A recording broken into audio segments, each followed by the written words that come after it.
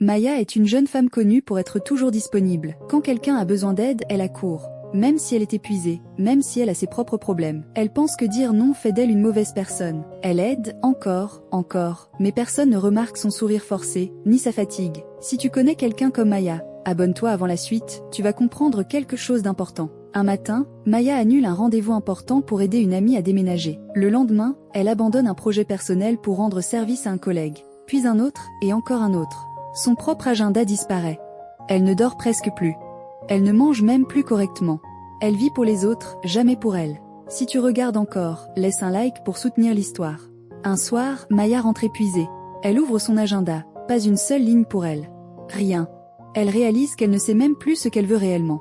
Elle s'assoit, seule, et murmure. « Et moi, qui prend soin de moi ?» C'est la première fois qu'elle se pose la question. Le lendemain, Maya décide de faire une pause. Pas pour les autres, mais pour elle. Elle refuse poliment une demande, puis une deuxième, puis une troisième. Les gens sont surpris, certains même vexés. Mais pour la première fois, Maya se sent libre. Elle comprend que se respecter, ce n'est pas être égoïste, c'est exister.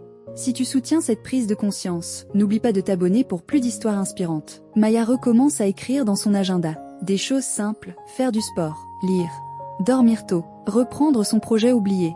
Son énergie revient. Ses sourires deviennent vrais, et étrangement, les gens commencent à la respecter davantage. Elle n'est plus la fille toujours disponible. Elle est Maya, une femme qui se choisit. On peut aimer les autres, mais on ne doit jamais s'abandonner pour eux. Parfois, dire non aux autres, c'est dire oui à soi-même. Et toi, est-ce que tu t'oublies parfois en voulant trop aider? Si cette histoire t'a touché, abonne-toi, like la vidéo et partage pour que d'autres comprennent cette leçon importante.